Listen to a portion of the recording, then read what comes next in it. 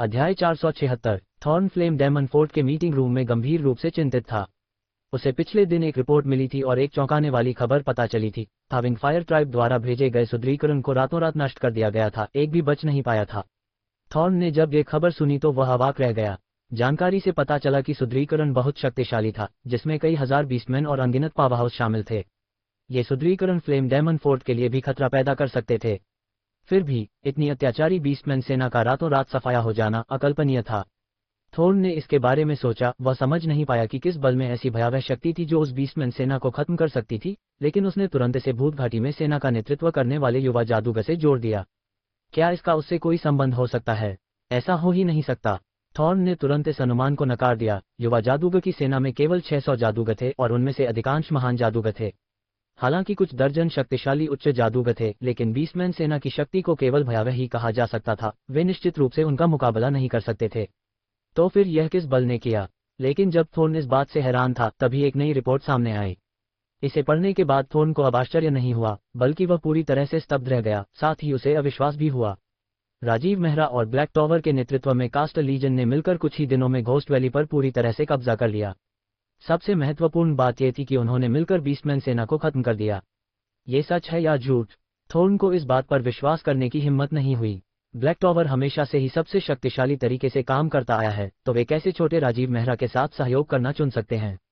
ये बिल्कुल अतार्किक था। आखिरकार ब्लैक टॉवर एंड्रूसा साम्राज्य की दो शीर्ष जादूगर सेनाओं में से एक था। उनकी दुर्जय ताकत का वर्णन करना कठिन था। उनकी नींव 1000 साल पुरानी थी और वे मेहरा परिवार से भी ज्यादा दुर्जय थे।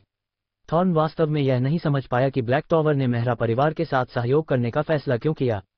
हालांकि राजीव मेहरा मेहरा परिवार के कमांडरों में से एक था, लेकिन वह वास्तव में प्लान लीजन के एक बहुत छोटे हिस्से को नियंत्रित कर रहा था। ऐसी परिस्थितियों में ब्लैक टॉवर राजीव मेहरा के साथ सहयोग करने के लिए कैसे सहमत हो सकता था? इसके पीछे जरूर कुछ छिपा था। हालांकि थॉर्न को लगा कि यह मामला बहुत अजीब है, लेकिन वह ये भी समझ गया कि राजीव मेहरा ने निश्चित रूप से एक महान कार्य किया है। ब्लैक टॉवर के साथ मिलकर विंग फायर ट्राइब को संभालने से निश्चित रूप से जोखिम और नुकसान कम होगा। अगर सब कुछ सुचारू रूप से चला तो मेहरा परिवार निश्चित रूप से घोस्ट वैली के एक हिस्से पर नियंत्रण कर लेगा और हर साल वहां युवाओं को भेज सकेगा। इससे मेहरा परिवार को बहुत लाभ होगा।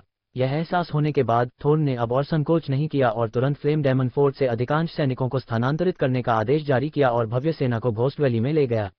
रात हो चुकी थी जब प्लान सेना जादूगर सेना के शिविर में पहुंची। थॉर्न के आगमन के बाद कुछ प्रभावशाली ताकतें एक साथ एकत्र हो गईं। आरब मेहरा को थॉर्न के आगमन से आश्चर्य नहीं हुआ, उसे लगा कि यह अपेक्षित था। आखिरकार यह भूत घाटी थी। पिछले कुछ दिनों में लिन्यू बहुत व्यस्त था। दोनों सेनाओं ने एक बार घोस्ट वैली को साफ किया था और अब पूरी घोस्ट वैली पर उनका पूरा नियंत्रण था। इसके अलावा उन्होंने घाटी में विभिन्न व्यवस्थाएं करने के लिए बड़ी संख्या में पावर हाउस भेजे थे। वे इसके साथ अपने समझौते के अनुसार दोनों सेनाएं 5 दिनों में विंग फायर जनजाति को खत्म करने के लिए पवित्र पर्वत की ओर बढ़ेंगी। सच कहें तो लिन्यू को विंग फायर ट्राइब को खत्म करने में कोई दिलचस्पी नहीं थी। ब्लैक टॉवर के साथ सहयोग करने का उसका असली लक्ष्य घोस्ट वैली को नियंत्रित करना था, ताकि वह राइजिंग ड्रैगन एरे को खोज सके, और वह पहले से ही व्यवहारिक रूप से सफल हो चुका था। जब तक उसके पास अवसर था, वह राइजिंग ड्रैगन एरे को खोज निकालेगा और अपना लक्ष्य पूरा करेगा। दुर्भाग्यवश उसे अभी भी समझौते का सम्मान करना पड़ा, अन्यथा ब्लैक टॉवर के साथ उसका रिश्ता तुरंत खराब हो जाता। उन्होंने 5 दिनों में पवित्र पर्वत पर जाने का कार्यक्रम बनाया। ये कहना उचित था कि उनके पास कुछ लोगों को सरनी का पता लगाने के लिए भेजने के लिए पर्याप्त समय था, लेकिन उन्हें उचित अवसर नहीं मिल पाया। वह ब्लैक टॉवर के साथ मिलकर विंग फायर जनजाति का विरोध कर रहा था। उन्हें दिन के दौरान एक साथ काम करना होगा और उसे रात में शिविर के भीतर रहना होगा। हालांकि दोनों सेनाओं के अपने अपने शिविर थे, यहाँ तक कि लोगों को सरनी का पता लगाने के लिए गुप्त रूप से भेजना भी संभव नहीं था। उन्हें आसानी से देखा जा सकता था। लेकिन थॉर्न कुछ सैनिकों का नेतृत्व कर रहा था, जो उसे एक अवसर प्रदान कर रहा था। शिविर में अब केवल आरब मेहरा और ब्लैक टॉवर की सेनाएं ही नहीं थीं, बल्कि इसमें फ्लेम डेमन फोर्ट की अधिकांश सेना भी थी। इसमें 1000 से ज्यादा लोग थे। कुछ समय के लिए पूरा शिविर अराजकता में था। जब शिविर में देर रात को शांति हुई तो किसी को पता नहीं चला कि लिन्यू ने 50 उच्च जादूगरों, 3 मेहरा चचेरे भाइयों और शियुबान को घने जंगल से होकर उस रास्ते पर ले गया था जो उसे याद था। कुछ घंटों के बाद वे राइजिंग ड्रैगन एरे के स्थान पर पहुंच गए। सुरक्षा के लिए लिन्यू ने चारों ओर कुछ ध्वनिरोधी बल क्षेत्र और साथ ही कुछ सरणियां व्यवस्थित की जो मान के उतार चढ़ाव को रोक सकती हैं। काम खत्म करने के बाद उसने 50 उच्च जादूगरों को खुदाई शुरू करने के लिए कहा। ये निस्संदेह आम लोगों के लिए एक बहुत बड़ी इंजीनियरिंग परियोजना थी। रेजिंग फ्लेम प्लेन में सतह से 1 किलोमीटर नीचे तक पहुंचने में काफी समय लगेगा, लेकिन ध्वनिरोधी बल क्षेत्रों और सरणियों के साथ 50 उच्च जादूगरों के कार्य आवंटित किए गए थे। उनमें से एक भाग ने जमीन पर बमबारी करने के लिए मंत्रों का उपयोग किया, और एक बार जब धरती नरम हो गई तो शेष लोग खुदाई करेंगे। लेकिन फिर भी 1 किलोमीटर गहरी खुदाई करने में 2 घंटे से अधिक समय लगा। उस समय 50 उच्च जादूगर पसीने से तरबतर थे, थके हुए थे। जाओ और आराम करो, आरव मेहरा ने इशारा किया। ये लोग बहुत लंबे समय से जादू कर रहे थे। ब्लेजिंग स्टॉर्म के बाद के युग में भी इतना कुछ सहना मुश्किल था। एक बार जब उच्च जादूगरों ने ध्यान करना शुरू किया तो उन्होंने गहराई की ओर जाने के लिए लाइटन का उपयोग किया। गिरने के दौरान वह आसपास के तापमान में बदलाव को महसूस कर सकता था। गहराई में अंधेरा नहीं था, वास्तव में वहां बहुत उजाला था। चमकदार रून टिमटिमा रहे थे और चमक रहे थे। जल्द ही लिन्यू के सामने एक विशाल और अकल्पनीय सरणी फैल गई। अनगिनत रून जटिल पैटर्न बना रहे थे और रहस्य की गहन आभा ले रहे थे। इस समय वह जानता था कि जमीन पर वह हिस्सा केवल राइजिंग ड्रैगन सरणी का सिरा था। शुरू करने का समय आ गया है। आरव मेहरा के चेहरे पर बहुत गंभीर भाव थे, यहाँ तक कि अपने असाधारण ज्ञान के बावजूद भी वह राइजिंग ड्रैगन एरे का सामना करने में आश्वस्त नहीं था। हालांकि राइजिंग ड्रैगन एरे के पीछे का सिद्धांत मैजिक एरा के चरम के दौरान बड़े पैमाने पर फैल गया था और अनगिनत शक्तिशाली लोगों ने इस पर गहन शोध किया और इससे संबंधित सभी विवरणों का विश्लेषण किया, लेकिन राइजिंग ड्रैगन एरे कभी इनोसेंट में दिखाई नहीं दिया। उसने अपनी जेब से एक क्रिस्टल पेन निकाला और उसे पिघलती बर्फ की स्याही में डुबो दिया। उसने याददाश्त से कदम उठाए और जल्दी से किनारे पर एक मंद सर्किट पाया। फिर उसने एक गहरी सांस ली और अपने क्रिस्टल पेन को नीचे कर दिया। लिखने की योजना बना रहा था, लेकिन अचानक कुछ गहरे लाल रंग के रून उठे और राइजिंग ड्रैगन एरे के चारों ओर कसकर लिपट गए। क्या चल रहा है? आरव मेहरा चौंक गया। वह कुछ कदम पीछे हटने से खुद को रोक नहीं सका।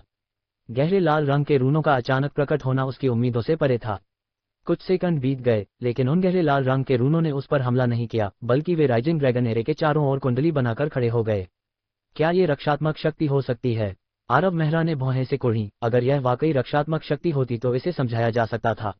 राइजिंग ड्रैगन एरे को छूने के बाद वह महसूस कर पाया कि एरे में निहित शक्ति कितनी भयावह थी। ये किसी भी तरह से ट्रू स्पिरिट एरे जितना सरल नहीं था। अगर वह रक्षात्मक शक्ति नहीं होती तो एरे से लीक होने वाली शक्ति और भी भयावह होती।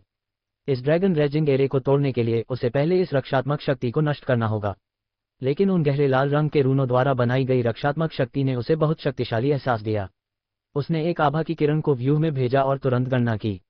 ये शक्ति उसकी अपेक्षा से कहीं अधिक शक्तिशाली थी। वह अपनी वर्तमान शक्ति से इसे भेदने में सक्षम नहीं था। उनकी जादुई व्यूह रचना की गणना के अनुसार स्टार सेज जोई जैसे शक्तिशाली लोगों को भी इस रक्षात्मक शक्ति को तोड़ने के लिए बहुत प्रयास करना पड़ेगा। इससे आरव मेहरा निश्चित रूप से निराश हो गया। वह पिछले कुछ महीनों से खुद को व्यस्त रख रहा था, उसे ऐसे नतीजे की उम्मीद नहीं थी।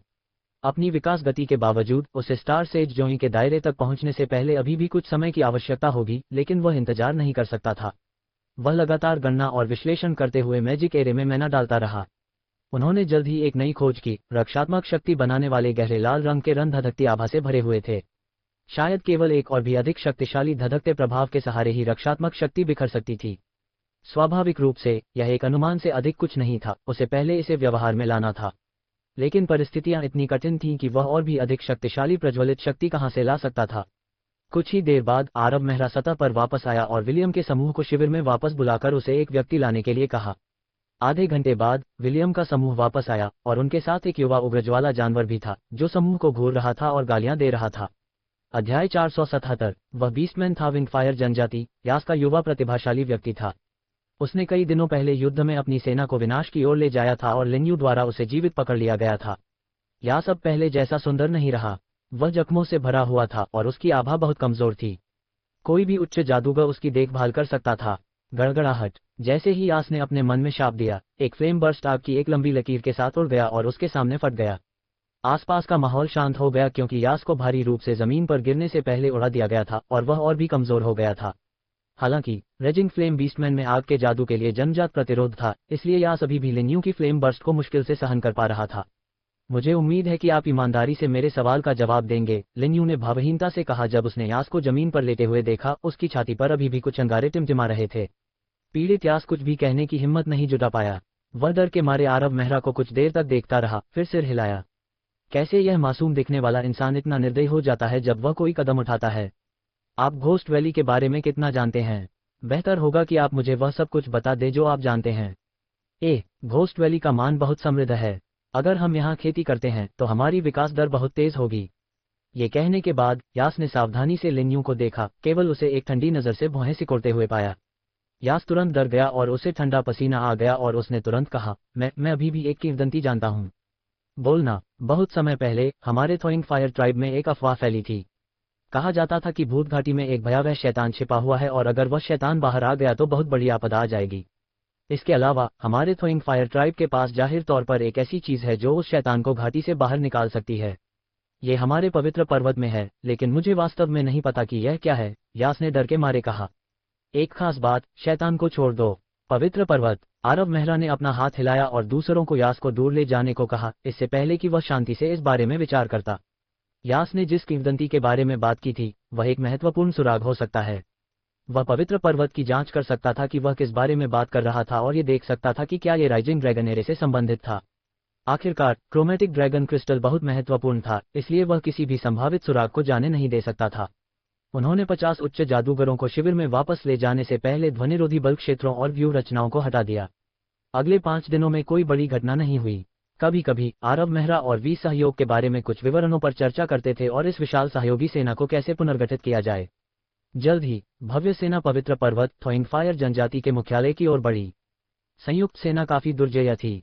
इसमें 10 से अधिक आर्कमेज थे और उनके पास आरव मेहरा, वीस, सुवाल और थॉर्न जैसे शक्तिशाली लोग थे। जहां तक उच्च जादूगरों की बात है तो मेहरा परिवार से कुछ 100 लोग थे और ब्लैक टॉवर द्वारा लाया गया कास्ट लीजन पूरी तरह से उच्च जादूगरों से बना था। ऐसी ताकत को केवल भयावह ही कहा जा सकता है। कोई भी जानवर उनकी गति को रोक नहीं सकता था। 10 दिनों के भीतर सेना ने बड़ी प्रगति की, लगातार 4 किलों पर कब्जा कर लिया। ये 4 किले मूल रूप से थाविंग फायर जनजाति के नियंत्रण में थे और हमेशा से ही इन पर शक्तिशाली रक्षकों का कब्जा रहा है, जिससे इन पर कब्जा करना बहुत मुश्किल हो गया था। चाहे वह ब्लैक टॉवर हो या मेहरा परिवार, उन्होंने इन किलों पर कई बार हमला किया था, लेकिन उन्हें कोई सफलता नहीं मिली। हालांकि साथ मिलकर वे सिर्फ 10 दिनों में 4 किलों को तोड़ने में कामयाब रहे। इस तरह के परिणाम से उग्रज्वाला तल की अन्य शक्तियां ईर्ष्यालु हो जाएंगी। ये कहा जा सकता है कि इन दो प्रमुख ताकतों ने रेजिंग फ्लेम प्लेन पर लड़ाई में सबसे बड़ी जीत हासिल की थी। मेहरा परिवार कुछ शताब्दियों से रेजिंग फ्लेम प्लेन में काम कर रहा था, लेकिन इससे पहले उसने केवल 3 किलों पर कब्जा किया था। लेकिन अब थाविंग फायर जनजाति के 4 किलों पर कब्जा कर लिया गया था और युद्ध की लूट को केवल उदार नहीं कहा जा सकता था। वास्तव में ये 4 किले पवित्र पर्वत में थोइंग फायर जनजाति के मार्ग की रक्षा करने वाली 4 प्राकृतिक बाधाएं थीं। प्रत्येक किले में प्रभावशाली सुरक्षा थी, लेकिन मेहरा परिवार और ब्लैक टॉवर की सहयोगी सेना बहुत मजबूत थी। हालांकि वहां मौजूद बीस्टमैन लंबे समय तक नहीं टिके, इससे पहले कि उनके किले टूट गए। मित्र देशों की सेना ने बीस्टमैन को सांस लेने का कोई मौका नहीं दिया। चौथे किले को तोड़ने के अगले दिन वे फिर से संगठित हुए और पवित्र पर्वत की ओर बढ़ना शुरू कर दिया। आधे दिन के बाद सेना ने पवित्र पर्वत से 30 किलोमीटर दूर शिविर लगाया। हर कोई समझ गया कि जल्द ही दुनिया को हिला देने वाला युद्ध होने वाला है। यह उनके और थोइंग फायर ट्राइब के बीच निर्णायक लड़ाई होगी। अगर जनजाति हार जाती तो पूरे रेजिंग फ्लेम प्लेन में केवल 12 जनजातियां ही बचती। यह उनके लिए सबसे महत्वपूर्ण लड़ाई थी और पिघलती आग जनजाति को पहाड़ की तलहटी में सहयोगी सेना को रोकने के लिए अपनी सभी सबसे शक्तिशाली सेनाएं भेजनी पड़ीं। इस लड़ाई को जीतने का मतलब होगा थाविंग फायर ट्राइब को खत्म करना और ब्लैक टॉवर और मेहरा परिवार के लिए उन 4 किलों और घोस्ट वैली को पूरी तरह से सुरक्षित करना, जिससे इन दो प्रमुख ताकतों को बहुत फायदा होगा। रेजिंग फ्लेम प्लेन पर भविष्य की प्रतियोगिता में उन्हें अनिवार्य रूप से लाभ होगा। शिविर के भीतर युद्ध पूर्व की अंतिम तैयारियां चल रही थीं। 4 किलों पर हमले से पहले मेहरा परिवार और ब्लैक टॉवर के बीच एक बैठक हुई थी। उन्होंने युद्ध के विवरण के साथ साथ तैनाती पर भी चर्चा की थी। उस बैठक में भाग लेने के लिए केवल 4 लोग ही योग्य थे, आरव मेहरा, थॉर्न, वीस और सुवाल। बैठक कक्ष जल्दबाजी में बनाया गया था, जो सादा और भद्दा लग रहा था, लेकिन उनमें से किसी को भी इन विवरणों की परवाह नहीं थी। हालांकि आरव मेहरा ने हर मीटिंग में हिस्सा लिया था, लेकिन वह शायद ही कभी बात करता था, क्योंकि युद्ध का संचालन करना उसके लिए कोई खास बात नहीं थी। उसने पिछली लड़ाइयों में भी प्लान लीजन की कमान थॉर्न को सौंपने की पहल की थी। मीटिंग के दौरान भी यही होता था। थॉर्न और वीस ही ज्यादातर समय चर्चा करते थे। हालांकि सुवाल की स्थिति अलग थी, लेकिन वह आरव मेहरा की तरह बहुत कम बोलता था, बस हर मीटिंग में औपचारिकताएं निभाता था। हालांकि आज बूढ़े प्रतिनिधि की आंखें चमक रही थीं। जब थॉर्न और वीस जोश से चर्चा कर रहे थे, सुवाल ने अपने हाथ में कप नीचे रखा, सभी को देखा और फिर अपने मन की बात कही। मुझे कुछ कहना है। ये लड़ाई हमारी सेना और थाविंग फायर जनजाति के बीच अंतिम टकराव है। ये सबसे महत्वपूर्ण लड़ाई है और कोई गलती नहीं हो सकती। मेरे पास एक सुझाव है जिसे मैं सभी के साथ साझा करना चाहूंगा। आपको पता होना चाहिए कि हमारी सेनाओं ने पिछली लड़ाइयों के दौरान अपनी सेनाओं की कमान संभाली थी, जिससे अपूरणीय क्षति हुई थी। इसलिए मेरा सुझाव है कि इस अंतिम लड़ाई का नेतृत्व एक व्यक्ति करे। ये शब्द कहने के बाद भी उसके चेहरे पर कोई बदलाव नहीं आया। उसने पानी का प्याला उठाया और एक घूंट लिया, फिर कमरे के दूसरी तरफ खड़े थॉर्न की तरफ देखा। थॉर्न, मेहरा, हमारे ब्लैक टॉवर की शक्ति आपके मेहरा परिवार से कहीं ज्यादा बेहतर है। इसके अलावा मैं 7वीं रैंक का आर्कमेज हूँ। यहाँ मुझसे ज्यादा ताकतवर कोई नहीं है ना? मैं 300 साल पहले ही ब्लैक टॉवर का प्रतिनिधि था और कई लड़ाइयों में सेना का नेतृत्व कर चुका हूँ। ब्लैक टॉवर में सर हेरेन के अलावा मुझसे ज्यादा योग्य कोई नहीं है। इसलिए मुझे लगता है कि मुझे अंतिम लड़ाई में मेहरा परिवार और ब्लैक टॉवर का निर्देशन करना चाहिए। सुवाल हाल ही में बहुत उदास महसूस कर रहा था। 4 किलों को तोड़ दिया गया था और सेना पवित्र पर्वत तक पहुंच गई थी, जिससे वह चिंतित हो गया था। उसे यह पसंद नहीं था। अगर वह कुछ नहीं करता तो पिघलती आग जनजाति को आसानी से खत्म कर दिया जाएगा और मेहरा परिवार को अनगिनत लाभ प्राप्त होंगे। ये वह नहीं था जो वह देखना चाहता था। हालांकि इस पर विचार करने के बाद उन्हें एक तरीका मिला जिसे वे अंतिम लड़ाई में लागू कर सकते थे। ये वास्तव में बहुत सरल था। जैसा कि उसने कहा था, अंतिम लड़ाई बहुत कठिन होने वाली थी। उन्हें थाविंग फायर जनजाति के सबसे मजबूत लोगों का सामना करना था और कोई भी गलती अकल्पनीय परिणाम पैदा कर सकती थी। अगर उसे दोनों सेनाओं की कमान संभालने का अधिकार मिल जाए तो मेहरा परिवार को संभालना बहुत आसान हो जाएगा। लड़ाई के दौरान वह लापरवाही से कुछ आदेश देगा जिससे मेहरा परिवार की प्लेनर सेना को भारी नुकसान होगा। यही कारण था कि सुवाल ने अंतिम युद्ध के लिए दोनों सेनाओं पर कमान संभालने का अधिकार मांगा। वास्तव में उसे युद्ध की कमान संभालने में कोई दिलचस्पी नहीं थी, लेकिन मेहरा परिवार को झटका देने के लिए उसे ऐसा करना ही था। सर सुवाल, यह अच्छा नहीं है। सुवाल के सामने बैठे हुए थोर्न की अभिव्यक्ति भद्दी हो गई। हालांकि अंतिम लड़ाई महत्वपूर्ण थी, लेकिन वह ब्लैक टॉवर के किसी सदस्य को कमान का अधिकार नहीं देना चाहता था, क्योंकि हो सकता है कि दूसरे पक्ष के कुछ स्वार्थी इरादे हों और वह प्लान लीजन को आदेश जारी करते समय जानबूझकर गलत निर्णय ले, जिससे इस प्रक्रिया में भारी नुकसान हो। आखिरकार लड़ाई बेहद महत्वपूर्ण थी और वे अपने सबसे मजबूत दुश्मनों का सामना करने वाले थे। उसने सुना था कि यह प्रतिनिधि सुवाल सैंटन मेहरा के खिलाफ द्वेष रखता है। क्या तुम्हें लगता है कि मेरे पास योग्यता नहीं है, या तुम खुद के लिए आदेश देने का अधिकार चाहते हो? थोर्न के चतुराईपूर्ण इनकार को सुनकर सुवाल की अभिव्यक्ति अचानक बर्फीली हो गई और वह उपहास करने लगा। नहीं नहीं, आपने गलत समझा सर सुवाल। थोर्न का चेहरा पीला पड़ गया। उसके माथे पर पसीने की बूंदें उभरने लगी, लेकिन वह उन्हें पहुंच नहीं सका। वह समझ गया कि उच्च प्रतिष्ठा वाला ये प्रतिनिधि उससे असंतुष्ट था। सच कहें तो थोर्न की हिम्मत नहीं हुई कि वह सुवाल को नाराज कर सके। तो क्या हुआ अगर उसका दर्जा ऊंचा था? रेजिंग फ्लेम प्लेन में प्लेनर कमांडर और 5वीं रैंक के तलवार संत के रूप में वह अभी भी सुवाल से बहुत कमतर था, जो 7 की परिषद का प्रतिनिधि था और थोर्न से कहीं ज्यादा ताकतवर था। चूंकि आप इसका विरोध नहीं कर रहे हैं, तो मैं ब्लैक टॉवर और मेहरा परिवार की सेना का नेतृत्व करूंगा। सुवाल ने भावशून्यता से थोर्न की ओर देखा, क्योंकि उसने अपनी स्थिति पर फिर से जोर दिया। लेकिन उस समय चुप रहने वाले लिन यू ने अचानक मेज पर हाथ मारा, जिससे सभी का ध्यान आकर्षित हुआ। उसने अपनी आंखें सिकुड़ते हुए कहा, सर सुवाल, क्या सर हरेन को पता है कि आप कमान का अधिकार चाहते हैं? अध्याय 478। सुवाल का चेहरा पीला पड़ गया। वह अवाक था। उसने मेहरा परिवार पर हमला करने की योजना बनाई थी। यह एक ऐसा विचार था जो उसे आखिरी क्षण में सूझा था। डार्क मून फोर्ट में मौजूद हेरेन को इसके बारे में कैसे पता चल सकता था? युवा जादूगर का वाक्य एक साधारण सवाल था, जो आमतौर पर सुवाल को अपना संतुलन खोने पर मजबूर नहीं करता। लेकिन इस वाक्य ने सुवाल के दुखते हुए हिस्से को छू लिया। ऐसा लगा जैसे उसे सर हेरेन से धमकाया जा रहा हो। सुवाल को अच्छी तरह याद है कि 2 महीने पहले हेरेन ने उसे डांटा था और सख्त चेतावनी दी थी। वह तभी वापस पवित्र भूमि पर जा सकेगा जब वह अब राजिब मेहरा को भड़काएगा। हाँ, मुझे लगता है कि हमें इस मामले को भूल जाना चाहिए। वेस ने देखा कि स्थिति बदतर होती जा रही थी और तुरंत बीच में बोल पड़ा। उसके चेहरे पर मुस्कान थी। आखिरकार ये सहयोग इस आधार पर आधारित है कि दोनों पक्ष समान हैं। यह अच्छा नहीं होगा अगर एक बल का एक व्यक्ति दोनों पक्षों को नियंत्रित करने की शक्ति रखता है। ऐसा कहने के बाद वीस को अचानक सुवाल की जानलेवा नजर महसूस हुई, लेकिन उसे इसकी परवाह नहीं थी। जाने से पहले हेरेन ने उसे बताया था कि थॉइंग फायर ट्राइब को खत्म करने के बाद सुवाल शायद रेजिंग फ्लेम प्लेन में नहीं रहेगा। वास्तव में इस मामले में वेस के पास भी ज्यादा विकल्प नहीं थे। हेरेन ने उसे बताया था कि युवा जादूगर के पीछे स्वर्ग रैंक का एक शक्तिशाली व्यक्ति खड़ा है और ब्लैक टॉवर ऐसे व्यक्ति को बिना सोचे समझे भड़का नहीं सकता। हालांकि वीस और सुवाल के बीच शांतिपूर्ण संबंध नहीं थे, फिर भी वह ब्लैक टॉवर का सदस्य था।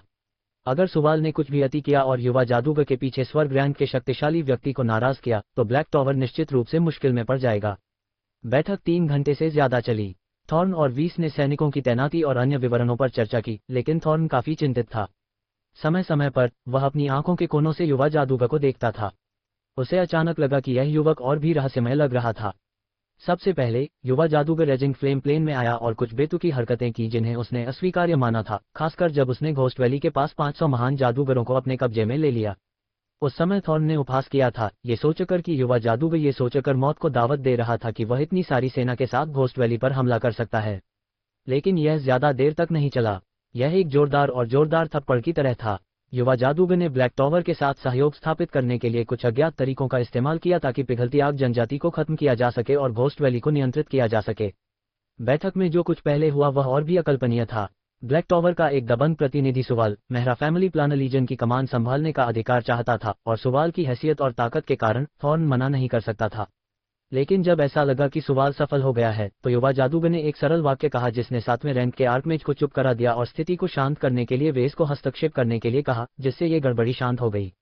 थॉर्न को अभी भी यकीन नहीं हो रहा था। आखिर वह सुवाल था। ऑकलैंड में बहुत से लोग उसे अपमानित करने की हिम्मत नहीं कर सकते थे, फिर भी युवा जादूगर ने उसे एक साधारण वाक्य से डरा दिया। क्या हुआ था? सुवाल न केवल अत्याचारी रूप से शक्तिशाली था बल्कि उसके पीछे एक विशालकाय भी खड़ा था जो राज्य की 2 सबसे बड़ी जादूगर सेनाओं में से एक था, ब्लैक टॉवर।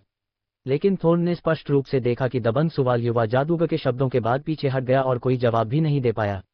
इस समय जब वह युवा जादूगर को देख रहा था तो उसके चेहरे पर अत्यंत जटिल भाव थे।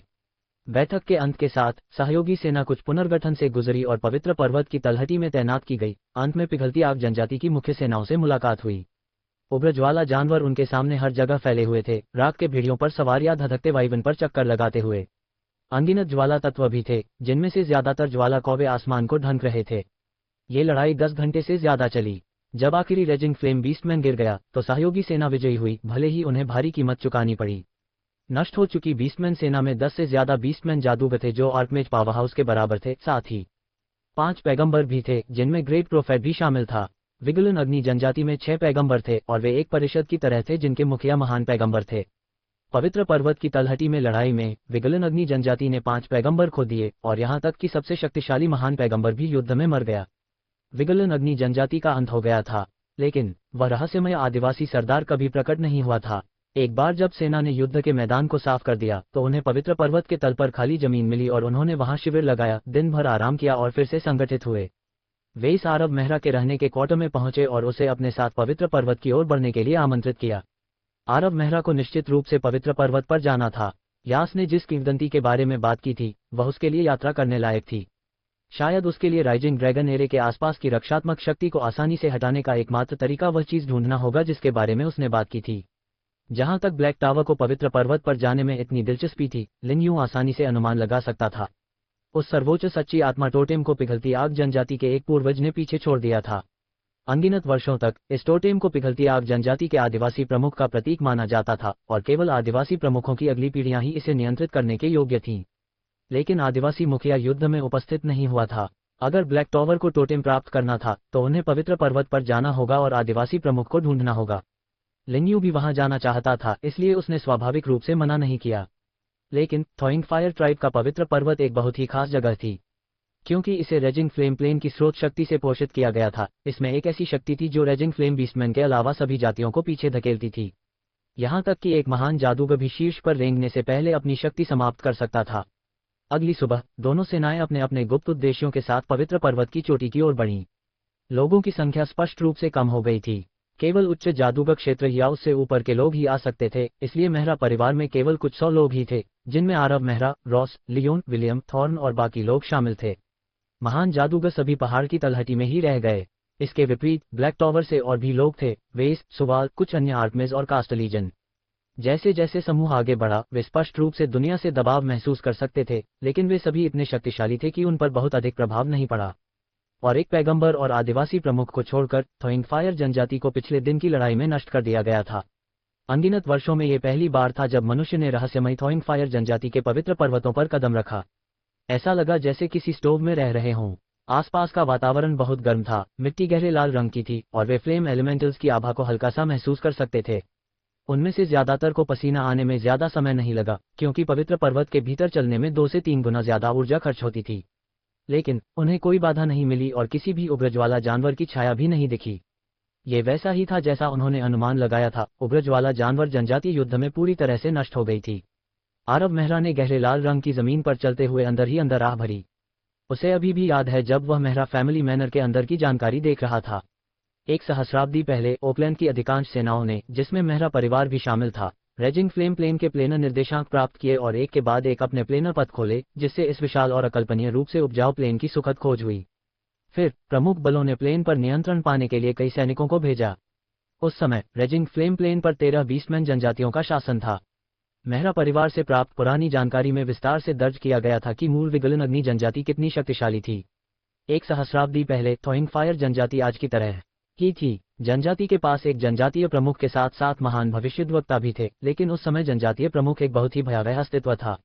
हालांकि वह स्वर्ग रैंक पर नहीं था, लेकिन वह मेहरा परिवार के पूर्वज ओरेन की तरह था, जिसके पास स्वर्ग रैंक को हराने की शक्ति थी। जहां तक 6 महान भविष्यद्वक्ताओं की बात है, वे भी कमजोर नहीं थे। उनमें से कुछ शीर्ष आर्कमेज के बराबर थे। उस अवधि में उग्रज्वाला विमान के पूरे उत्तर पूर्वी भाग में किसी भी मानव बल ने विगलनशील अग्नि जनजाति के खिलाफ संघर्ष करने का साहस नहीं किया।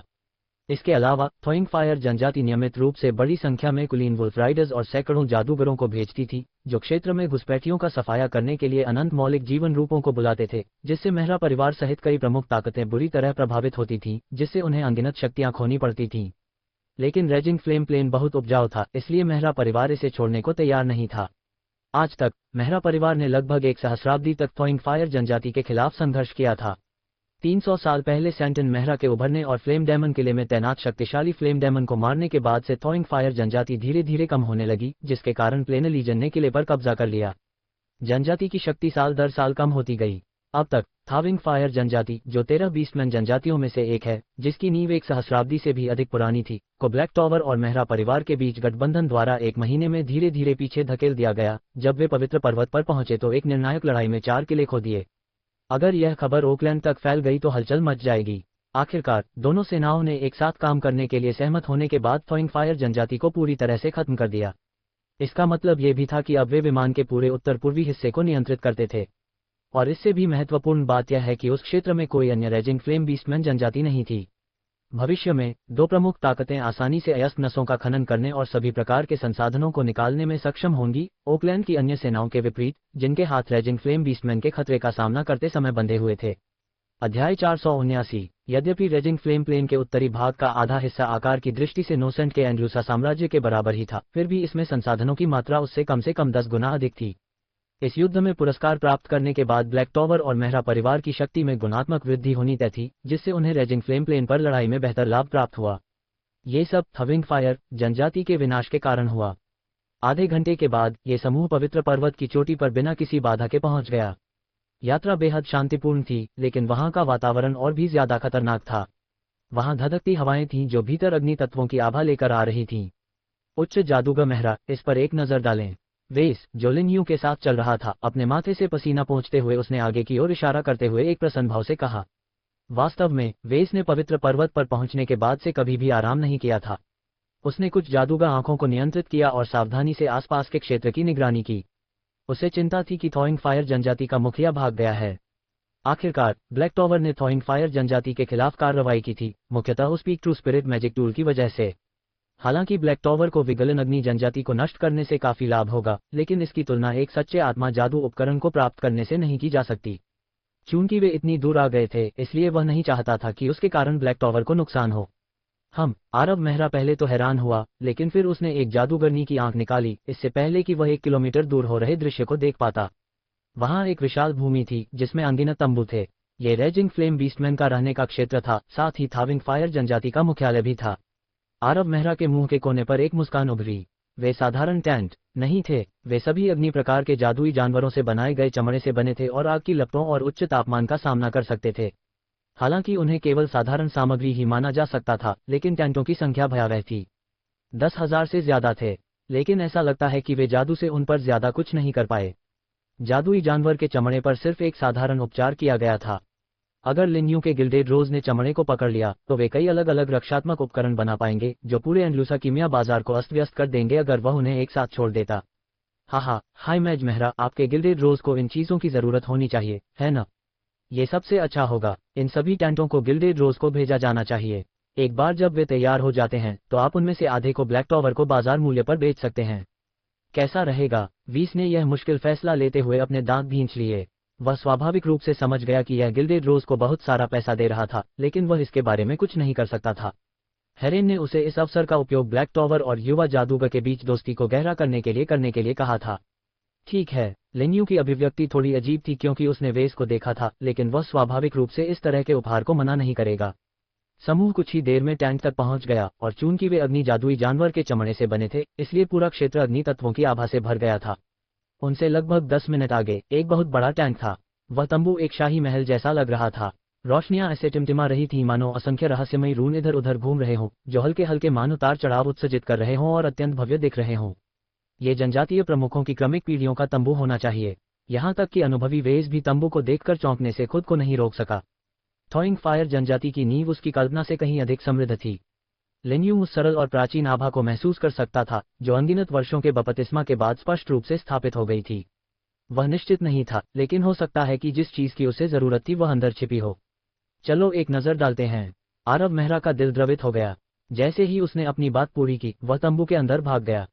अंदर जाने के बाद उसने पाया कि अंदर का हिस्सा बहुत विशाल था और आसपास रहस्यमय प्राचीन बीस्टमैन रून्स खुदे हुए थे। एक इशारे से 10 से अधिक जादूगर आंखें कहीं से प्रकट हुईं और हर कोने में दौड़ पड़ीं। कैसा है? वेस और कुछ पावर हाउस भी कई मिनट बाद आए और वेस लिन्यू से पूछे बिना नहीं रह सके कि वह क्या सोचते हैं। यहाँ नहीं। आरव मेहरा ने अपना सिर हिलाया। उसकी दर्जनों जादूगर आंखों को कुछ भी नहीं मिला था और उसके चेहरे पर मुश्किल से छिपी हुई निराशा देखी जा सकती थी। उसने पूरी तरह से खोज की, हर कोने की एक बार जांच की, लेकिन उसे कुछ भी मूल्यवान नहीं मिला। यहाँ तक कि आदिवासी सरदार के किसी भी पदचिह्न का भी पता नहीं चला। ये कैसे हो सकता है? वेस काफी परेशान लग रहा था। उसे आरव मेहरा से ज्यादा ट्राइबल चीफ को खोजने की चिंता थी। ब्लैक टॉवर ने जो शीर्ष गुप्त जानकारी प्राप्त की थी, उसके अनुसार peak true spirit magic tool tribal chief के जरिए नीचे तक पहुंचाया गया था, इसलिए उन्हें इसे ढूंढने के लिए उस ट्राइबल चीफ को ढूंढना पड़ा। लेकिन अभी भी उन्हें आदिवासी मुखिया के बारे में कोई खबर नहीं थी। वेस चिंतित महसूस करने से खुद को नहीं रोक सका। चिंता मत करो, ऐसा नहीं है कि हमारे पास कोई तरीका नहीं बचा है। लिन्यू ने वेस की तरफ देखा, मन ही मन हंसते हुए।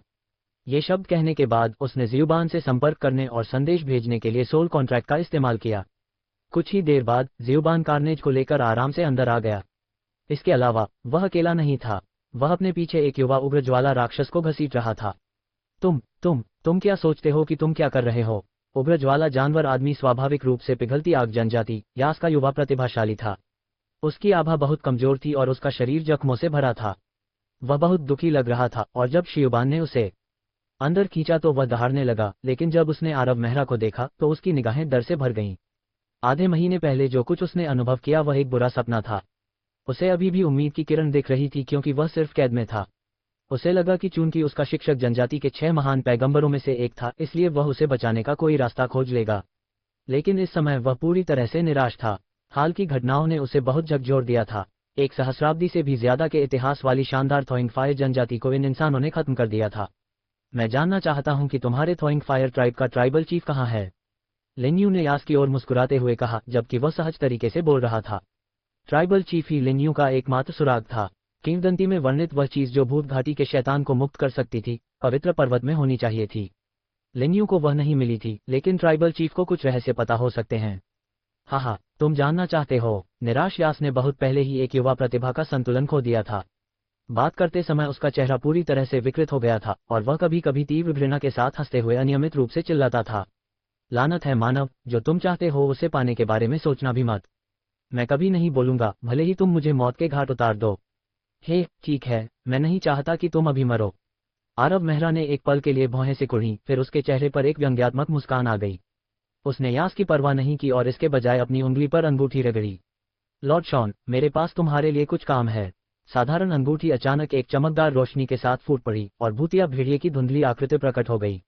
लॉर्ड शॉन ईविल ड्रैगन आई के साथ विलय के बाद एक mid rank true spirit magic tool बन गया था और पहले से कहीं ज्यादा घमंडी हो गया था। वह सोल वॉकर से बाहर आया और अपने होठों को सिकोड़ने से खुद को नहीं रोक सका। मेहरा, क्या तुमने कबूलनामा निकालने के लिए लॉर्ड शॉन की तलाश की थी? मुझे उम्मीद है कि वह आदमी ईमानदारी से मेरे सवालों का जवाब दे सकेगा।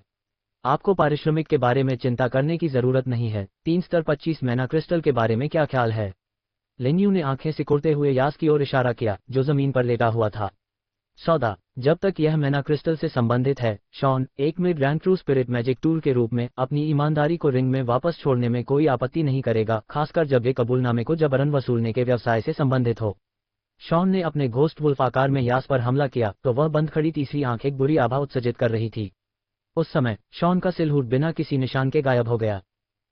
यास, जो पहले विकृत भाव और एक बुरी मुस्कान के साथ जमीन पर लेटा हुआ था, अचानक कांपने लगा और एक शोकपूर्ण चीख निकालने लगा। यास वास्तव में मरना चाहता था।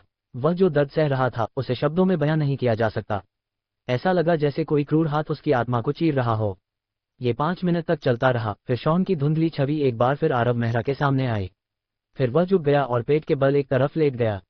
यास के शरीर पर कोई नया घाव नहीं आया था, लेकिन उसका दिमाग पूरी तरह से टूट चुका था। वह जमीन पर बेसुध पड़ा था, उसकी आंखें खाली और बेजान थीं। लॉर्ड शॉन, क्या तुमने उसे मार डाला? आरव मेहरा यास पर सहानुभूति भरी नजर डालने से खुद को रोक नहीं सका। इस युवा रेजिंग फ्लेम बीस्टमैन का अभी भी महत्व था, इसलिए अगर वह मर गया तो ये काफी समस्याजनक होगा। निश्चिंत रहें, लॉर्ड शॉन को अपना काम करना आता है। मैं उसे मरने नहीं दूंगा। तुम जो पूछना चाहते हो अभी पूछ सकते हो। अगर वह अब भी ईमानदारी से जवाब नहीं देता है। शॉन ने अचानक एक अजीब सा मानसिक उतार चढ़ाव दिखाया, लेकिन इससे पहले कि वह अपनी बात पूरी कर पाता, मैं बात करूंगा, मैं सब कुछ कहूंगा। यास अचानक कांप उठा, ऐसा लग रहा था कि वह किसी बात से डर गया है। उसने भावुक होकर कहा, वास्तव में मुझे नहीं पता कि आदिवासी प्रमुख कहाँ है, लेकिन मुझे यकीन है कि आदिवासी प्रमुख ने पवित्र पर्वत नहीं छोड़ा है। एक जगह है जो आपको अभी तक नहीं मिली है, वह है हमारी थ्रोइंग फायर जनजाति की पवित्र भूमि। अध्याय 480, कंबस्ट घाटी। आरव मेहरा ने अपनी जेब से कुछ मैना क्रिस्टल निकाले और उन्हें शॉन को सौंप दिया। शॉन पूरी तरह से संतुष्ट था और सोल वॉकर के पास लौट आया। आरव मेहरा ने फिर एक औषधि निकाली, नीचे झुका और उसे यास के मुंह में डाल दिया। हमें वहां ले चलो। हाँ, यास ने डरे हुए बच्चे की तरह सिर हिलाया। औषधि पीने के बाद धीरे धीरे उसकी त्वचा में सुधार आने लगा और उसकी आधी से अधिक चोटें ठीक हो गईं। यास खड़ा हो गया, लेकिन जब उसने आरव मेहरा को देखा तो उसकी आंखों में डर साफ झलक रहा था। पिछले कुछ मिनट उसके लिए नरक की यात्रा की तरह थे। वह दर्द किसी भी यातना से ज्यादा भयानक था और बस उसके बारे में सोचकर ही वह कांप उठता था। उसकी स्थिति पहले से ही निराशाजनक थी, क्योंकि थ्रोइंग फायर जनजाति पहले ही नष्ट हो चुकी थी। उसे कभी भी कहीं भी मारा जा सकता था, लेकिन यास अब इस तरह का दर्द नहीं सहना चाहता था।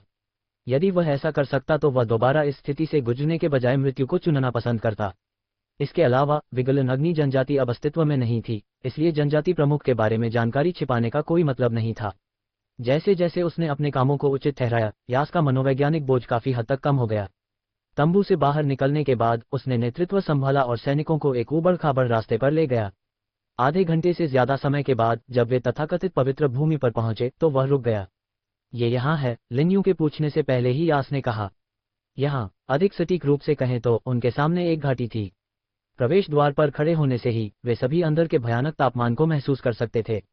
वे सभी उच्च जादूगर वहां खड़े होने से ही पसीने से लथपथ हो गए थे।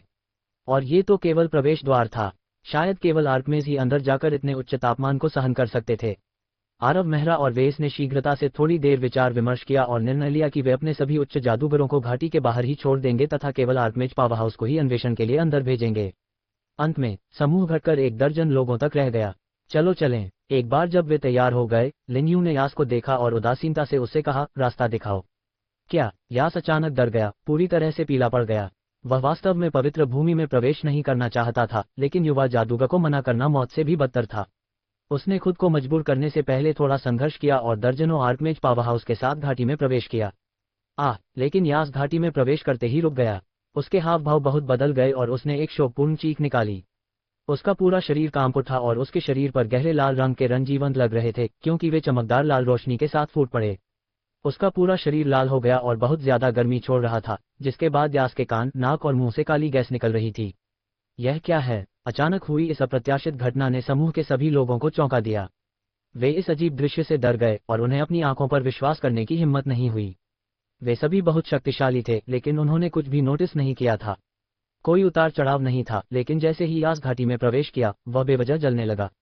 निश्चित रूप से मुझे बाहरी लोगों को पवित्र भूमि पर ले जाने के लिए दंडित किया जाएगा। यास ने एक शोकपूर्ण दहाड़ लगाई, उसकी आवाज भय और पश्चाताप से भरी हुई थी। जैसे ही उसने कहा, उसके मुंह से आग की लपटें निकली और वह आग जल्दी ही उसके शरीर के बाकी हिस्सों में फैल गई। कुछ ही सेकंड के बाद यास राख में बदल गया। वह अजीब सी लौ बिना आवाज के जलना बंद हो गई, मानो वह पहले कभी दिखाई ही न दी हो। आसपास का माहौल पूरी तरह से शांत था और हर कोई सदमे में ये दृश्य देख रहा था। हालांकि यास विशेष रूप से शक्तिशाली नहीं था, फिर भी उसके पास एक रैंक के आर्कमेज की शक्ति थी। फिर भी जो लपटें दिखाई दी, उन्होंने सीधे उसकी जान ले ली। वे अपनी रीढ़ की हड्डी में ठंडक महसूस करने से खुद को नहीं रोक पाए और उनके पैर ठंडे पड़ गए। उनकी आंखें सदमे से भरी हुई थीं, क्योंकि उन्हें यकीन नहीं हो रहा था कि यास, जो कुछ ही पल पहले ठीक लग रहा था, अचानक राख में बदल जाएगा। इस समय वे सभी चिंता से भरे हुए थे, यहाँ तक कि आरव मेहरा भी भौचक्का रह गया। यहाँ समय बर्बाद मत करो, चलो पवित्र भूमि में आदिवासी प्रमुख को ढूंढते हैं। पीला वेस ने अपने दांत भींच लिए। भले ही पवित्र भूमि के बारे में कुछ अजीब हो, लेकिन वह आसानी से हार नहीं मानेगा। वे पहले ही इतनी दूर आ चुके थे और ब्लैक टॉवर ने इसमें बहुत ज्यादा निवेश किया था। भले ही सर हेरेन मैजिक टूल को छोड़ना चाहते हों, फिर भी वह सहमत नहीं होंगे। आर्कमेज का समूह धीरे धीरे और सावधानी से घाटी में चला गया। यह आग से भरा हुआ था और यहाँ तक कि उनके पैरों के नीचे की चट्टानें भी जल रही थीं। वहाँ कुछ विदेशी पेड़ थे जो वास्तव में आग में बहुत ही जीवंतता के साथ उगाए थे। यह आग की लपटों का संसार था, हर जगह आग की लपटें दिखाई दे रही थीं। जब वह घाटी में दाखिल हुआ तो लिन्यू को स्पष्ट रूप से महसूस हुआ कि इस जगह के अग्नि तत्व इतने डरावने थे कि वे लगभग सार में बदल गए। नौसेंट और अनगिनत विमानों में इस क्षेत्र की तुलना में शायद कोई और जगह नहीं होगी। लिन्यू ने अनुमान लगाया कि यहाँ अग्नि मंत्रों को बहुत बढ़ावा मिलेगा और उनमें से किसी को भी 2 स्तरों से शक्ति में बढ़ावा मिलेगा। उदाहरण के लिए, यदि वह यहाँ फायर ड्रैगन मंत्र का प्रयोग करता है तो ये 7वें स्तर के मंत्र के बराबर शक्ति के साथ फूटेगा, यहाँ तक कि 8वें स्तर के मंत्र के करीब भी। यद्यपि घाटी में प्रवेश करने वाले लोगों में आर्कमेज की शक्ति थी, फिर भी उच्च तापमान सभी को परेशान कर रहा था। यदि कोई उच्च जादूगर प्रवेश कर गया होता तो वह पहले ही मृत्यु के कगार पर पहुंच गया होता या फिर उसकी मृत्यु हो गई होती। ये बहुत खतरनाक जगह थी। सभी लोग बहुत सावधान थे और वे अपनी सहज बुद्धि पर भरोसा करते हुए धीरे धीरे गहराई की ओर बढ़ रहे थे। धधकते ज्वाला सांप उन पर हमला करते रहे, लेकिन उस समय उनके पैरों के नीचे की धरती अचानक हिल गई। जलती हुई चट्टानें चुपचाप ढह रही थीं और एक भयानक आभा अचानक ऊपर उठ रही थी। रंबल, उस कानफोड़ू ध्वनि के बाद एक विशाल काली दरार ने पृथ्वी को चीर दिया और उसमें से अत्यंत गर्म गहरे लाल रंग का लावा फूट पड़ा जो आसपास के वातावरण में फैल गया। सावधान, वेस ने सबको याद दिलाते हुए चेतावनी भरी आवाज लगाए, लेकिन वह बहुत देर हो चुकी थी। लावा का कुछ हिस्सा ब्लैक टॉवर के दूसरे रैंक के आर्कमेज पर गिरा जो दरार के करीब था और उसके पास इससे बचने का समय नहीं था। वह डर गया और उसके हाथों में जादू की छड़ी ने एक चमकदार चमक छोड़ी जब उसने एक एलिमेंटल शील्ड डाली। जैसे ही आर्कमाज राहत की सांस लेने वाला था, उसने एक तीखी आवाज सुनी। एलिमेंटल शील्ड पर छलकने वाला लावा गायब नहीं हुआ था, बल्कि धीरे धीरे एलिमेंटल शील्ड को पिघला रहा था। जैसे जैसे चटकने की आवाज तेज होती गई, एलिमेंटल शील्ड से गहरे हरे रंग का धुआं निकलने लगा। यह आश्चर्यजनक रूप से दिखाई देने वाली गति से घुल रहा था। जैसे ही एलिमेंटल शील्ड टूटने ही वाली थी, अचानक एक काली हथेली आई और आर्कमेज को खींच लिया। एक ज्वाला उठी जिसने एक अतुलनीय रूप से विशाल आकृति को उजागर किया। यह एक लावा दानव था जो कई 100 मीटर ऊंचा था। उसके शरीर से एक धधकती हुई आभा निकल रही थी और चारों तरफ गहरे लाल रंग का लावा रिस रहा था। जब भी वह हिलता, लावा चारों तरफ फैल जाता। सभी लोग अविश्वास से देखने लगे। उन पर हमला करने वाला वास्तव में एक लावा दानव था। लावा जायंट्स कोई समस्या नहीं थे, लेकिन उनकी आंखों के सामने जो था वह बहुत शक्तिशाली था। अभी अभी जो लावा निकला था उसने लगभग दूसरे दर्जे के आर्कमेज को मार डाला था। यही कारण था कि वे अविश्वास में थे। इनमें से अधिकांश आर्कमेज लंबे समय तक रेजिंग फ्लेम प्लेन में रहे थे और सभी प्रकार की लड़ाइयों में भाग लिया था, इसलिए वे लावा दिग्गजों से अपरिचित नहीं थे। लावा जायंट्स को पहले से ही उच्च श्रेणी के एलिमेंटल जीवन रूप माना जाता था। वे अक्सर युद्धों में दिखाई देते थे और आमतौर पर रेजिंग फ्लेम बीस्टमैन द्वारा बुलाए जाने वाले, हालांकि शक्तिशाली होते थे, लेकिन आर्कमेज को धमकी देने में सक्षम नहीं थे। आमतौर पर उनकी ताकत मोटे तौर पर एक उच्च जादूगर के बराबर होती थी, लेकिन उनकी आंखों के सामने लावा दानव उच्च जादूगर क्षेत्र से कहीं आगे निकल गया। क्या हो रहा था? जो भी हो, उनके पास इस बारे में सोचने का समय नहीं था। उस गगनभेदी गर्जना के बाद लावा आसमान में छा गया, बारिश की तरह बरसने लगा। वह लावा बहुत शक्तिशाली था, यहाँ तक कि द्वितीय श्रेणी के महारथी की मौलिक ढाल भी उसका प्रतिरोध नहीं कर सकती थी। अरे, ये तो सिर्फ एक लावा दानव है, यह इतना शक्तिशाली कैसे हो सकता है? ये कम से कम 35वें स्तर का है। सुवाल ने शाप दिया। उसने अपनी बिना अलंकृत जादुई छड़ी को अपनी छाती के सामने क्षैतिज रूप से रखा और एक लंबा और गहरा मंत्र जपना शुरू कर दिया। इस समय एक आश्चर्यजनक मानस उतार चढ़ाव उभरा। हवा में एक बहुत बड़ी मात्रा में बर्फ जम गई और हड्डियों को कंपा देने वाली आभा फैल गई। आसमान के सफेद हो जाने से सभी झूलते हुए फ्लेम स्नेक काफी मंद पड़ गए। आसमान के उनके सिर के ऊपर जम जाने से चटकने की आवाजें गूंजने लगीं। ये शक्तिशाली आर्कमेज आइस बैरियर द्वारा इस्तेमाल किया जाने वाला 7वां मंत्र था। अध्याय 481। लेकिन बहुत समय नहीं बीता था कि उस अतुलनीय रूप से विशाल अवरोध में एक भयानक दरार दिखाई देने लगी। हालांकि इसने लावा जायंट के हमले को रोक दिया था, लेकिन ये 7वीं श्रेणी का जादू अब ढहने के कगार पर था। एक गहरी गर्जना करने के बाद लावा जायंट ने अपना विशाल हाथ पीछे किया और अपना सिर ऊपर उठाया और चारों ओर और अधिक लावा छिड़का, इससे पहले कि वह बर्फ अवरोध पर जोरदार मुक्का मारता। भयंकर हमले के कारण जब बर्फ की दीवार ढह गई तो एक गड़गड़ाहट की आवाज गूंजी और आकाश से बर्फ के अनगिनत पारदर्शी टुकड़े नीचे गिरने लगे। सुवाल के 7वें टीएस स्पेल द्वारा प्राप्त समय की बदौलत हर कोई आग के तत्व अवतार का उपयोग करके आग के समुद्र से आगे बढ़ने में सक्षम था। चमकदार मंत्रों ने लावा दानव के शरीर पर सटीक प्रहार किया, जिससे उबलता हुआ लावा हर जगह उड़ने लगा। ऐसी स्थिति में फायर एलिमेंटल इनकार्नेशन निस्संदेह सबसे अच्छा विकल्प था, क्योंकि यह अधिकांश ज्वाला चोटों का प्रतिरोध कर सकता था, साथ ही उन्हें फुर्ती से घूमने देता था। इस समय लिन्यू आग से घिरा हुआ था। जब वह लपटों के समुद्र में भटक रहा था, उसका डूम स्टाफ एक चमकदार चमक के साथ खिल रहा था, जैसे कि एक ठंडी आभा तेजी से ऊपर उठ रही थी।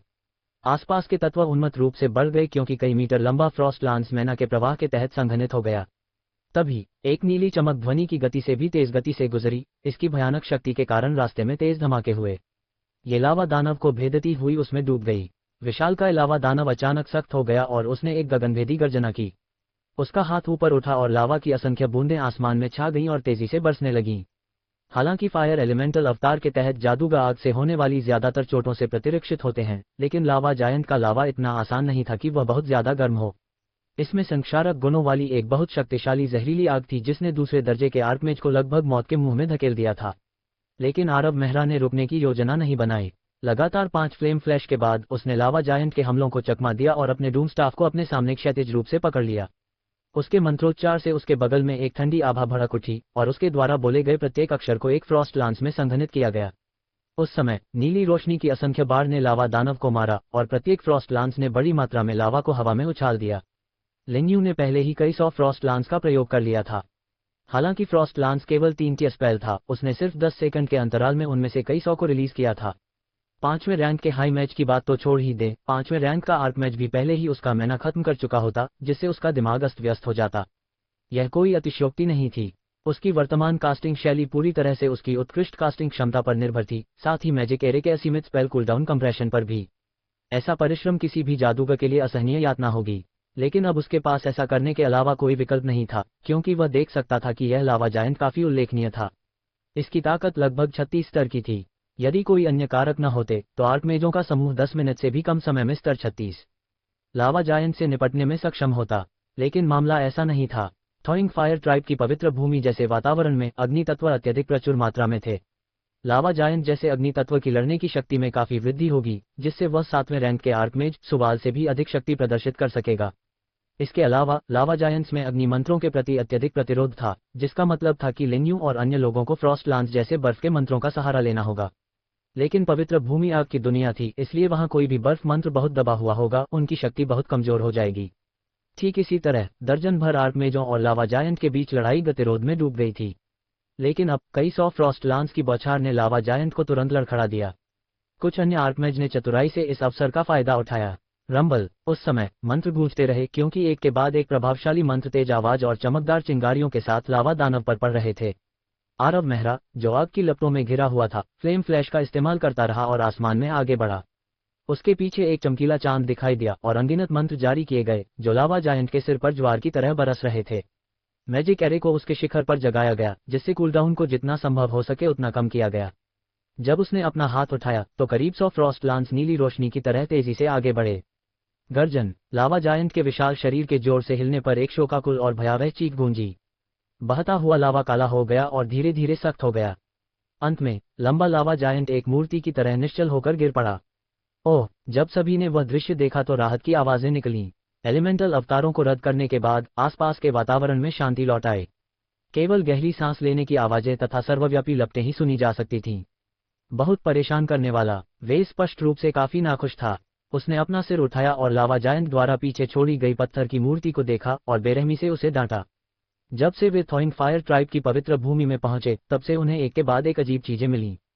सबसे पहले स्वतःस्फूर्त रूप से जलने वाला रेजिंग फ्लेम बीस्टमैन था, और फिर यह बहुत ही अजीब लावा जायंट था। और सबसे महत्वपूर्ण बात यह है कि लावा दानव बहुत शक्तिशाली था।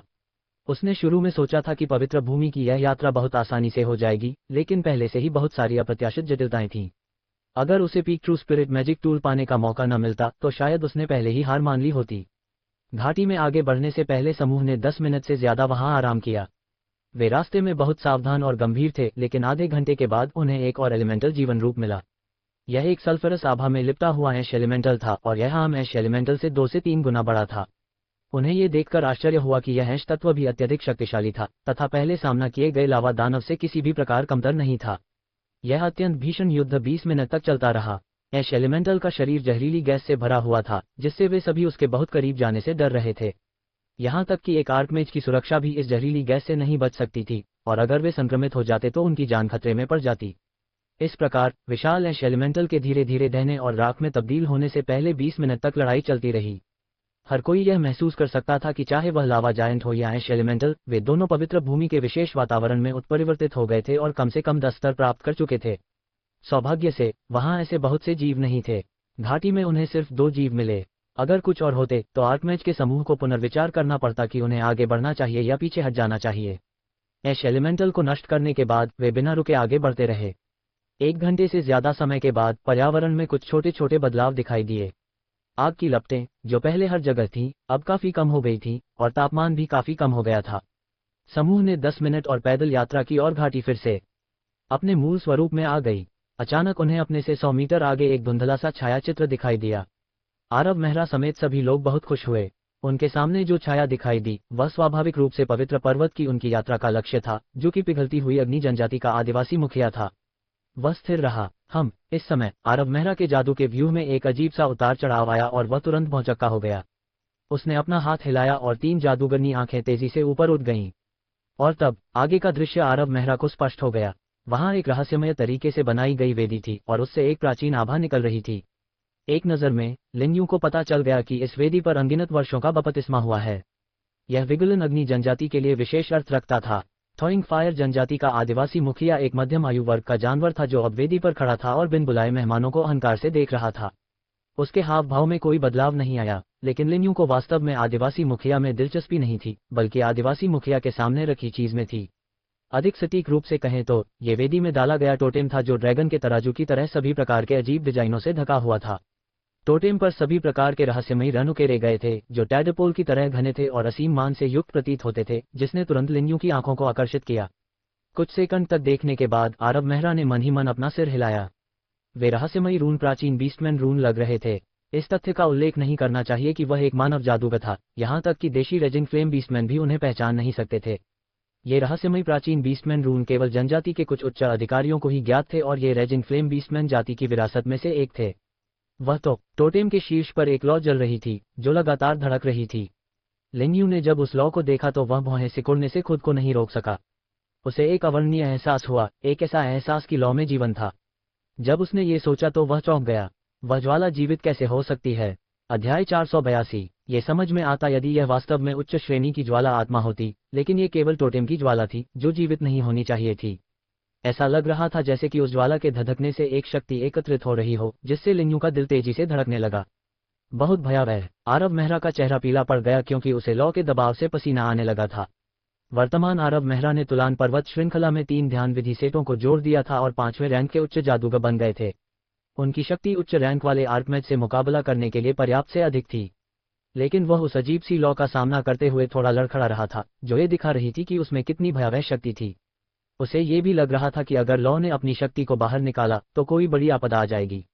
पकड़ना। लेकिन जब वह मन ही मन आशंकित था तो अचानक उसे एक अद्भुत अनुभूति हुई जब उसने लौ को देखा।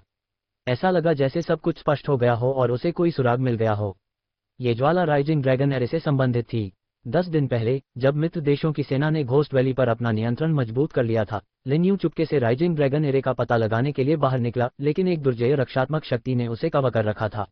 अपने विश्लेषण के माध्यम से उसने पाया कि यदि पर्याप्त शक्ति के साथ एक भयानक ज्वाला फूटती है तो यह इस सुरक्षात्मक आभा को बिखेर देगी। उसने तब युवा बीस्टमैन यास की तलाश की थी और भूत घाटी के बारे में पूछा था। उस समय यास ने केवल एक किंवदंती के बारे में बात की थी जो अनगिनत वर्षों से पिघलती आग जनजाति में फैल रही थी। भूत घाटी के तल पर एक दुर्जय शैतान को बंद कर दिया गया था और उसे मुक्त करने के लिए एक निश्चित चीज की आवश्यकता थी, और वह चीज पिघलती आग जनजाति की पवित्र भूमि में थी। उस समय लिन्यू को लगा कि यह ड्रैगन रेजिंग एरे से संबंधित है, इसलिए वह ब्लैक टॉवर के साथ पवित्र पर्वत पर चढ़ने के लिए सहमत हो गया। जवाब का खुलासा होने ही वाला था। थॉइंग फायर जनजाति के पूर्वज द्वारा छोड़ा गया वह शिखर सच्चा आत्मा टोटेम, जिसे ब्लैक टॉवर इतने समय से बड़ी मुश्किल से खोज रहा था, उस रक्षात्मक शक्ति को बिखेरने की कुंजी था। अधिक सटीकता से कहें तो उसे टोटेम के शीर्ष पर स्थित ज्वाला की सहायता की आवश्यकता थी, लेकिन वह नहीं जानता था कि हंसे या रोए। जब वह ब्लैक टॉवर के साथ मिलकर काम करने के लिए सहमत हुआ था तब उसे पहले से ही टोटेम के अस्तित्व के बारे में पता था, लेकिन उसने उस समय इसकी परवाह नहीं की थी। बातचीत के दौरान उसने शांति से ब्लैक टॉवर को टोटेम दे दिया था, भले ही हेरिन को इसके बारे में पता नहीं था। आरव मेहरा को किसी से भी बेहतर पता था कि speak true spirit magic tool का इंसानों के हाथों में कोई उपयोग नहीं था। उस समय ब्लैक टॉवर ने बिना किसी लाभ के 10 से अधिक आर्कमेज खो दिए थे, केवल स्वर्ग के जादूगर लूसे को लाभ हुआ था। लिन यू ने वास्तव में यह उम्मीद नहीं की थी कि राइजिंग ड्रैगन एरे को खोलने के लिए उसे जिस चीज की आवश्यकता होगी वह ये टोटेम होगा। आरव मेहरा के अलावा ब्लैक टॉवर के दो प्रतिनिधि वेस और सुवाल भी कुछ रहस्य जानते थे। जब उन्होंने वेदी पर टोटेम देखा तो वे तुरंत उत्साहित हो गए, उनके दिल बहुत तेजी से धड़क रहे थे। लेकिन तुलान पर्वत श्रृंखला में अपने अनुभव के बाद वेस थोड़ा शांत हो गया था। उसने भौहें सिकोड़ी और सतर्कता से आसपास के माहौल और आदिवासी प्रमुख को देखा, आंख मूंदकर काम नहीं किया। क्या आप थॉइंग फायर जनजाति के जनजातीय प्रमुख हैं? लेकिन सुवाल ने आगे बढ़कर गतिरोध को तोड़ा। उसने अपने सामने अधेड़ उम्र के बीस्टमैन को देखा और भौहें सिकोड़ते हुए ठंडे स्वर में कहा, पिघलाने वाली अग्नि जनजाति पूरी तरह से खत्म हो चुकी है। तुम आखिरी बचे हो, बहुत दयनीय। अगर तुम टोटेम सौंपने की पहल करो तो शायद तुम अपनी जान बचा सको। सुवाल के स्वर में श्रेष्ठता की भावना थी जब वह आदिवासी सरदार को घृणा से देख रहा था।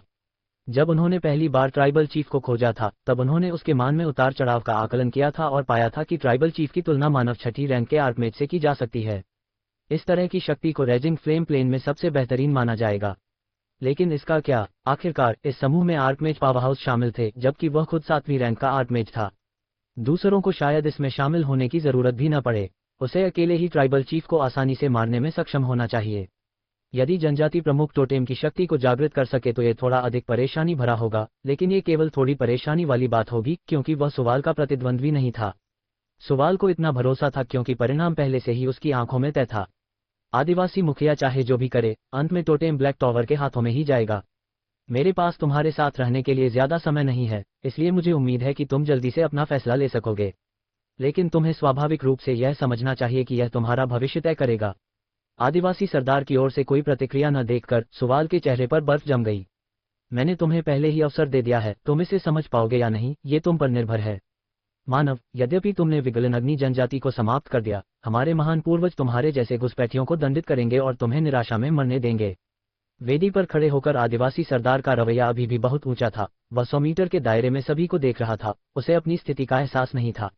उसके चेहरे पर एक भयंकर भाव दिखाई दिया जो असीम घृणा से भरा था। दुर्भाग्य से आपने अपना एकमात्र अवसर खो दिया। सुवाल के चेहरे पर मुस्कान गायब हो गई क्योंकि उसकी आंखें आदिवासी प्रमुख को ध्यान से देख रही थीं। वह अपने सिर को हिलाने और हंसने से खुद को रोक नहीं सका। अगर तुम्हारे शापित पूर्वज वास्तव में अस्तित्व में थे तो क्या वे असहाय होकर देखते जब हमने थॉइंग फायर जनजाति को खत्म कर दिया? मुझे कहना होगा, तुम जानवर वास्तव में भूले हो। इसे भूल जाओ, बेहतर है कि मैं इसे व्यक्तिगत रूप से लूं और रास्ते में तुम्हारे पूर्वजों से मिलूं। सुवाल ने अपनी हत्या की मंशा को छिपाए बिना व्यंग्य किया।